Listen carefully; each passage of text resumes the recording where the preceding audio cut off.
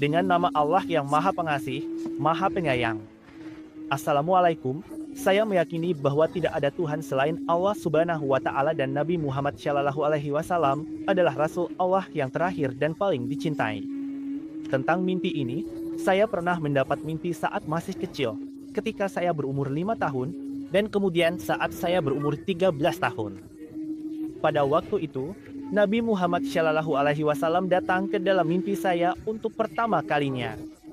Setelah itu, ketika saya berumur 17 tahun, rangkaian mimpi ini pun mulai terjadi dan sampai hari ini masih terus berlanjut. Rangkaian mimpi ini tidak pernah berhenti sama sekali. Maksudnya, bahkan jika saya tidur siang hanya setengah jam, pasti saya akan mendapatkan mimpi, apapun itu. Biasanya, mimpi-mimpi yang acak itu langsung saya lupakan, maksudnya begitu bangun, mimpi-mimpi itu langsung hilang dari ingatan. Tapi di antara mimpi-mimpi itu, kadang ada juga mimpi di mana Allah Subhanahu wa Ta'ala atau Nabi Muhammad Shallallahu Alaihi Wasallam hadir, atau mimpi yang berkaitan dengan akhir zaman, tentang Perang Dunia Ketiga, Ghazwatul Hind, dan bagaimana umat muslim bisa mengubah keadaan mereka. Dan satu hal lagi, ada satu perbuatan yang sudah kita lupakan, yang menurut Allah Subhanahu wa Ta'ala tidak ada ampunannya, yaitu syirik. Di zaman modern ini, kita bahkan sudah tidak mengenali syirik itu lagi. Kita malah mulai menghias rumah, mendekorasi perumahan dan lingkungan kita dengan hal-hal yang sebenarnya adalah syirik, tanpa Kita sadari bahwa perbuatan yang kita lakukan itu pada dasarnya adalah syirik. Dan syirik adalah dosa yang tentangnya Allah Subhanahu wa Ta'ala berfirman dalam Al-Quran bahwa Allah Subhanahu wa Ta'ala bisa mengampuni dosa siapapun yang Dia kehendaki pada hari kiamat, tapi syirik tidak akan pernah diampuni. Allah Subhanahu wa Ta'ala sudah memberitahu saya tentang hal ini berkali-kali dalam mimpi, dan dalam salah satu mimpi, Allah Subhanahu wa Ta'ala memberitahu saya, Kasim, dunia ini sebelumnya tidak pernah dipenuhi syirik sebanyak seperti yang terjadi hari ini. Setelah itu, Allah Subhanahu wa Ta'ala juga memberitahu saya beberapa contoh tentang apa itu syirik. Jadi, ketika Allah Subhanahu wa Ta'ala memberitahu saya sendiri benar-benar terkejut, karena saya sendiri sudah melakukan perbuatan ini selama bertahun-tahun dan saya sama sekali tidak tahu bahwa itu adalah syirik. Contohnya, syirik yang jelas itu seperti patung-patung, yaitu patung-patung yang kita buat dan letakkan di perumahan, kita pajang di depan rumah.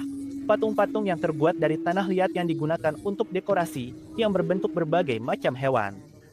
Sering juga Anda lihat, kepala rusa dipasang di dinding, itu juga termasuk bentuk syirik semuanya.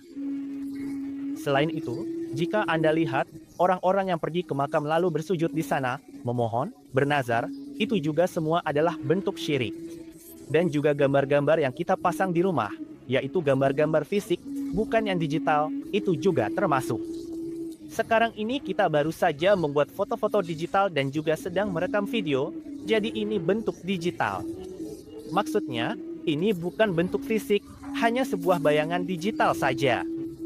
Ketika Anda mematikan layar ponsel atau komputer, semuanya berubah menjadi data, artinya keberadaannya pun hilang. Tapi gambar yang tergantung di dinding itu, meskipun kita mematikan semua lampu dan pergi dari sana, keberadaannya tetap ada di sana. Itu adalah bentuk syirik. Dalam sebuah mimpi, bahkan Allah Subhanahu wa Ta'ala memberitahu saya bahwa, Kasim, jika kamu melihat gambar-gambar, orang Hindu juga melihat gambar-gambar. Lalu apa bedanya kamu dengan mereka? Dan kemudian dalam sebuah mimpi, Allah Subhanahu wa Ta'ala juga menjelaskan kepada saya bahwa ketika kita menonton film, kita kebanyakan menonton film India, dan hampir di setiap film mereka menampilkan Tuhan palsu. Di awal cerita dan di dalam film itu juga, mereka menampilkan hal-hal tentang Tuhan palsu. Seperti ketika sang pahlawan gagal lalu Tuhan palsu itu membantunya dan dia pun berhasil. Lalu kita menceritakan film-film ini kepada kerabat dan teman-teman kita, dengan mengatakan, kamu juga harus nonton, filmnya bagus. Jadi, dengan menonton film seperti ini, tanpa sadar kita melakukan syirik. Syirik seperti ini yang bahkan kita sendiri tidak menyadarinya. Allah Subhanahu wa Ta'ala adalah Tuhan seluruh alam semesta.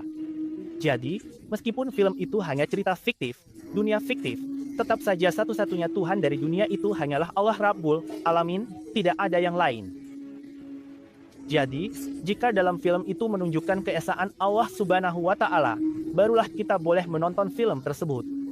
Jika tidak, sebaiknya kita tidak menontonnya, karena itu juga bisa masuk ke dalam kategori syirik. Karena, dulu waktu saya membicarakan hal ini di awal-awal, mereka berkata, kami memang menonton, tapi kami kan tidak mempercayai hal-hal batil di dalamnya. Jika memang tidak percaya, lalu mengapa kita meyakinkan orang lain untuk menonton juga dengan berkata, ini film bagus, kamu juga harus nonton. Kita memang mengatakannya dengan lisan, tapi hati dan pikiran kita tidak benar-benar menerima.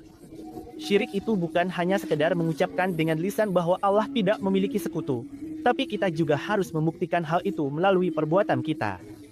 Bahwa secara perbuatan pun, kita harus menjaga diri dari segala bentuk syirik. Persis seperti Nabi Ibrahim alaihissalam, beliau sebenarnya tidak punya masalah dengan berhala-berhala itu selama mereka hanya tergeletak saja, toh beliau tidak akan menyembahnya. Namun tetap saja, Nabi Ibrahim alaihissalam menghancurkan berhala-berhala itu. Dengan menghancurkan berhala-berhala tersebut, beliau secara nyata membuktikan kepada Allah Subhanahu wa Ta'ala bahwa beliau juga secara perbuatan menentang syirik dan segala bentuknya, serta sedang membersihkan bumi ini dari syirik. Tepat seperti itu pula, Nabi Muhammad Shallallahu Alaihi Wasallam, penutup para nabi, ketika beliau pergi ke Mekah, beliau menghancurkan 360 berhala yang ada di Mekah dengan tangan beliau sendiri, di hadapan seluruh para sahabat. Beliau memberikan pesan kepada seluruh umat hingga hari kiamat, bahwa kalian juga harus menghancurkan berhala. Jangan pernah menghias rumah atau lingkungan kalian dengan berhala-berhala itu. Namun hari ini, kita telah meninggalkan sunnah Nabi Muhammad Shallallahu Alaihi Wasallam, meninggalkan amalan tersebut, dan justru kita menghias rumah kita dengan hal itu. Sekarang, jika Anda perhatikan, hiasan-hiasan yang ada di rumah kita saat ini, tidak ada bedanya dengan berhala-berhala yang dulu ada di Ka'bah, hanya bentuknya saja yang berbeda, selebihnya sama saja. Jadi, hari ini kita benar-benar harus sadar akan hal ini. Allah Subhanahu wa Ta'ala telah menunjukkan kepada saya dalam banyak mimpi bahwa alasan Allah Subhanahu wa Ta'ala menolong saya hanyalah karena saya mulai menjaga diri dari syirik dan segala bentuknya. Usaha itulah yang disukai Allah. Meskipun saya sendiri belum sepenuhnya bisa mengendalikannya. Kalian tahu, setiap hari kita membawa barang-barang yang ada gambarnya, dan ini adalah sebuah proses yang harus dilakukan secara terus-menerus, yaitu harus dihilangkan, harus dimusnahkan. Bahkan di negara Islam pun, ini sangat sulit bagi kita untuk menjaga diri dari syirik dan segala bentuknya. Dan Allah Subhanahu wa Ta'ala telah memberitahu saya bahwa selama kita tidak menjaga diri dari syirik dan segala bentuknya, lupakan saja jika pertolongan Allah Subhanahu wa Ta'ala akan datang, tidak akan ada pertolongan dari Allah. Dan sebanyak apapun kita berdoa untuk Palestina, berdoa untuk umat, berdoa untuk Kashmir, keadaan kita tidak akan pernah berubah selama kita belum bisa menjaga diri dari syirik dan segala bentuknya. Jadi, inilah pesan saya untuk kalian semua. Sekarang, insya Allah, kita akan masuk ke sesi tanya jawab. Pertanyaan pertama datang dari Sa'ad. Dia bertanya, pada saat Muhammad Qasim melihat mimpi tentang Perang Dunia Ketiga, kapan masa kejayaan umat Islam akan dimulai? Dan apakah Masjid Al-Aqsa akan dihancurkan atau umat Islam akan membebaskan Masjid Al-Aqsa?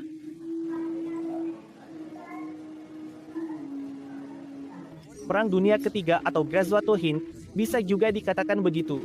Yang saya lihat dalam mimpi adalah, tahun lalu saya melihat dalam mimpi bahwa ketika perang-perang kecil mulai terjadi dan kemudian berubah menjadi perang besar, maka itu mengarah pada Perang Dunia Ketiga. Dalam mimpi itu, saya melihat bahwa Israel pertama-tama melakukan operasi di wilayah Palestina, dan di sana mereka mulai membangun sebuah bangunan penting di suatu tempat. Ketika mereka mulai membangun bangunan itu, umat Islam hanya bisa melakukan protes, tidak bisa melakukan apa-apa selain itu. Seluruh dunia melakukan protes, tapi mereka tidak bisa berbuat apa-apa. Wallahualam, mungkin saja di tempat Masjid Al-Aqsa mereka membangun sebuah bangunan yang membuat seluruh umat Islam di dunia melakukan protes, tapi tetap tidak bisa berbuat apa-apa. Setelah bangunan itu selesai, saya melihat bahwa di fondasinya terjadi sebuah ledakan, dan ledakan itu menyebabkan debu tebal yang menyebar ke segala arah. Badai itu sangat dahsyat sampai-sampai gedung-gedung besar di negara-negara Arab hancur. Banyak negara yang terkena dampaknya, seperti Mesir, Sudan, Arab Saudi, Suriah, Irak, Lalu Dubai, Qatar, semua negara Arab terkena dampaknya. Dalam salah satu mimpi, saya melihat mereka melakukan operasi, lalu Israel melakukan operasi lagi, kemudian Rusia juga, melalui perang proksi, membentuk kelompok-kelompok di sana, dan situasinya berubah menjadi seperti perang saudara. Setelah itu, Amerika pun secara terbuka ikut terlibat dalam perang itu, dan akhirnya berubah menjadi Perang Dunia Ketiga. Sekarang, jika semua hal ini benar-benar mulai terjadi, apa yang sedang berlangsung antara Israel dan Palestina, maka lupakan saja, artinya masa-masa sulit akan menimpa umat Islam. Saya sebenarnya tidak ingin membicarakannya, tapi apa yang saya lihat dalam mimpi adalah bahwa umat Islam sangat menderita. Mereka mengalami banyak kesalahan dalam jumlah yang sangat besar, umat Islam juga terbunuh. Proses ini terus berlangsung sampai terjadinya Ghazwatul Hind. Ketika semua ini sedang terjadi di Timur Tengah. Tapi di Pakistan, dengan rahmat Allah, Allah Subhanahu wa Ta'ala memberitahu orang-orang Pakistan melalui mimpi, dan orang-orang Pakistan pun memahaminya. Lalu, kita membersihkan negeri ini dari kesirikan. Ketika kita membersihkan negeri ini dari syirik, maka rahmat dan berkah Allah Subhanahu wa Ta'ala mulai turun ke negeri ini, dan negara ini berkembang pesat. Dalam mimpi saya melihat bahwa Allah Subhanahu wa Ta'ala memberikan Pakistan 3.000 jet tempur hitam yang tak terkalahkan. Jet-jet itu membuat India tidak berani menyerang Pakistan sendirian, dan dengan bantuan Allah Subhanahu wa Ta'ala, Pakistan juga membebaskan Kashmir. Di sisi lain, ketika semuanya sudah hancur di Timur Tengah dan Pakistan sedang berkembang pesat, Anda tahu, orang-orang kafir tidak akan pernah bisa menerima bahwa Pakistan akan maju, dan khususnya India. Mereka tidak akan pernah bisa menerima itu. India mencoba untuk berperang, tetapi karena jet-jet tempur hitam itu, mereka tidak bisa berbuat apa-apa. Maka, perang yang terjadi di Timur Tengah itu kemudian mereka bawa ke Pakistan, dan karena Pakistan sedang berkembang, orang-orang kafir itu berkata, jika kita tidak bisa menghentikan Pakistan sekarang, maka besok mereka akan memerintah kita. Dengan pemikiran itu, seluruhnya bersatu di India dan Pakistan sendirian di satu sisi. Dalam situasi itu, Allah Subhanahu wa Ta'ala terus menyebarkan mimpi-mimpi ini, dan banyak sekali Muslim, karena Pakistan adalah benteng terakhir Islam, tempat di mana Ghazwatul Hind akan terjadi, dan dari sanalah Islam sejati Nabi Muhammad Shallallahu Alaihi Wasallam akan menyebar. Melihat hal itu, maka Muslim dari seluruh dunia berhijrah ke Pakistan, bermigrasi, dan populasi Pakistan pun bertambah pesat, menjadi sangat besar. Ketika semua musuh berkumpul, di satu sisi ada 100 negara bersatu dan di sisi lain Pakistan hanya sendirian. Saya melihat Pakistan diserang dari hampir semua sisi, dan itu adalah perang yang sangat berbahaya. Dalam perang itu, kemenangan Muslim sangat penting. Seperti halnya Ghazwa Badar sangat penting bagi Muslim, maka kemenangan dalam perang ini juga sangat penting. Dengan bantuan Allah Subhanahu wa Ta'ala, Pakistan memenangkan perang itu, lalu Pakistan pergi ke Timur Tengah dan setelah mengalahkan kekuatan super seperti Rusia dan Amerika, dengan bantuan Allah Subhanahu wa Ta'ala, menjadi satu-satunya negara super di dunia. Kemudian, Pakistan menyebarkan Islam sejati Nabi Muhammad Shallallahu Alaihi Wasallam ke seluruh dunia, sehingga dunia dipenuhi dengan kedamaian, dan kedamaian itu berlangsung sekitar 7 atau 8 tahun. Setelah itu, tanda-tanda besar kiamat mulai muncul, yaitu datangnya Dajjal, lalu Yajuj dan Majuj keluar, dan kemudian Isa alaihissalam juga datang kembali. Selanjutnya, pertanyaan berikutnya. Ahmad Hasan dari Pakistan bertanya, Muslim yang kesulitan dan terpecah belah, bagaimana mereka akan dibawa ke Pakistan? Dan ketika mereka sudah sampai di Pakistan, bagaimana Pakistan akan mengatur tempat tinggal mereka? Saudara juga mengatakan bahwa di dalam mimpi, populasi Pakistan akan mencapai 700 juta, dan jumlahnya akan sangat banyak. Bagaimana kita akan datang ke Pakistan? Sebagian besar, para Muslim itu sendiri yang berusaha datang ke Pakistan. Namun, pemerintah Pakistan juga memberikan bantuan penuh kepada mereka, dan khususnya ketika terjadi perang di Timur Tengah, seperti di Turki dan sebagainya, orang-orang di sana dievakuasi dan dibawa ke Pakistan. Tapi, orang-orang juga datang sendiri, dan pemerintah Pakistan, keduanya berusaha bersama-sama agar semua ini bisa terjadi. Jadi, semua ini hanya mungkin terjadi karena pertolongan Allah Rabbul Alamin. Pertanyaannya selanjutnya adalah, haruskah umat Islam bermigrasi saat ini? Pertanyaan saya, jika orang-orang Pakistan yang berada di perantauan dan mereka sangat ingin kembali ke Pakistan. Maksudnya di sini adalah saudara saya. Sejak dia mengetahui tentang Anda dan ingin berbicara dengan Anda. Lalu, dia sangat ingin kembali. Dia memberitahu saya bahwa keadaannya sangat buruk di sana. Sekarang, apa yang harus dilakukan? Bisakah mereka meninggalkan negara itu dan datang ke sini? Saya juga tidak tahu harus berkata apa. Lihat, orang-orang Pakistan, mereka tahu bagaimana situasi di Pakistan saat ini. Jadi jika mereka bisa datang, ya silakan. Tapi jika dari negara lain, seperti Indonesia, Malaysia, Eropa, yang ingin datang ke sini, saran saya sebaiknya jangan datang dulu.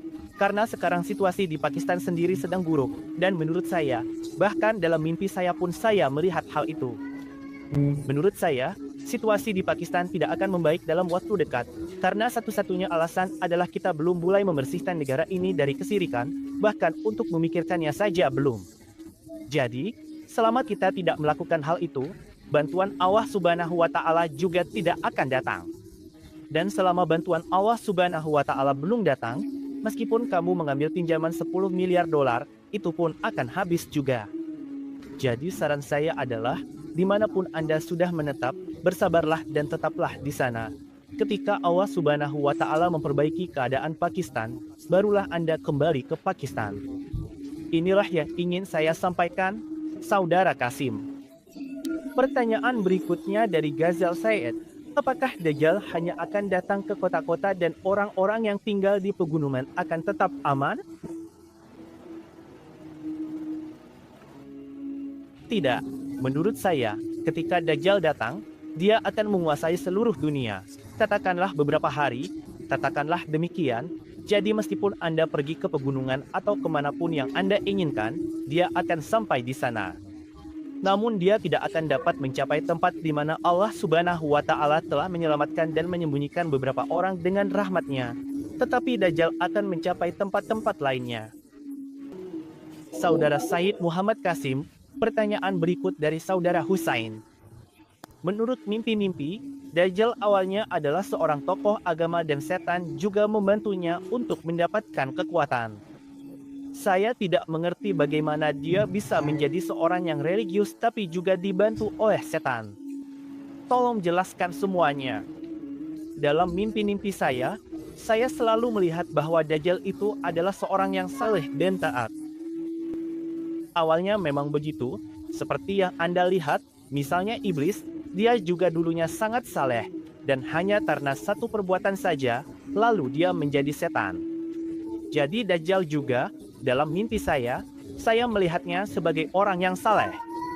Allah Subhanahu wa Ta'ala juga sering memberi saya contoh agar saya bisa menjadi saleh seperti dia, tapi saya tidak bisa menjadi seperti yang Allah Subhanahu wa Ta'ala inginkan. Namun, ada sesuatu yang terjadi sehingga Dajjal mulai mengejek saya atau melakukan sesuatu yang sangat tidak disukai Allah Subhanahu wa Ta'ala. Karena perbuatannya itu, dia pun akhirnya, seperti iblis, memilih jalan yang salah dan akhirnya dia juga mengikuti jalan yang salah itu. Kekuatan yang dia dapatkan itu kemudian dia tingkatkan dengan bantuan setan, dan setan sendiri juga membimbingnya untuk mengupgrade kekuatan-kekuatan itu. Dia memiliki kekuatan sedemikian besar, sampai-sampai dalam salah satu mimpi saya, Allah Subhanahu wa Ta'ala memberitahu saya bahwa hal-hal yang kita lihat dalam film, Dajjal bisa melakukannya di dunia nyata. Jadi, kekuatannya benar-benar luar biasa. Dalam mimpi saya memang melihat dia awalnya adalah orang yang saleh, tapi kemudian tidak lagi. Dari tahun 2003 sampai 2005, saya sering sekali bermimpi, dan semua mimpi itu berkaitan dengan akhir zaman, termasuk tentang kemunculan Yajuj dan Majuj. Kami sedang naik kereta untuk pergi bertemu Isa alaihi salam, Dajjal muncul. Tapi Allah Subhanahu wa Ta'ala tidak pernah menyebutnya Dajjal secara langsung. Maksudnya, saya tidak tahu dalam mimpi bahwa dia adalah Dajjal, dan Allah Subhanahu wa Ta'ala tidak pernah menyebutnya begitu. Jadi, jika Anda perhatikan, saat awal-awal saya membagikan video saya dalam bentuk teks layar hijau dan ada teks yang bergulir ke atas. Di situ saya menyebutnya sebagai seorang pria yang kuat, karena Allah Subhanahu wa Ta'ala belum mengkonfirmasi kepada saya bahwa dia adalah Dajjal. Lalu, pada musim panas bulan Agustus 2015, untuk pertama kalinya Allah Subhanahu wa Ta'ala memanggilnya Dajjal dalam mimpi saya. Allah Subhanahu wa Ta'ala berkata, "Qasim, Dajjal pingsan selama 4 jam. Setelah 4 jam dia akan sadar kembali. Jadi kamu harus pergi dari sini." Jadi itu adalah mimpi pertama di mana Allah Subhanahu wa Ta'ala memanggilnya Dajjal. Setelah itu, setiap kali saya membuat video atau menyebutnya, saya selalu memanggilnya sebagai Dajjal. Ini menunjukkan bahwa mungkin pada saat itu dia sudah berada di jalan yang salah, dan bahkan saat itu Allah Subhanahu wa Ta'ala sudah memanggilnya Dajjal.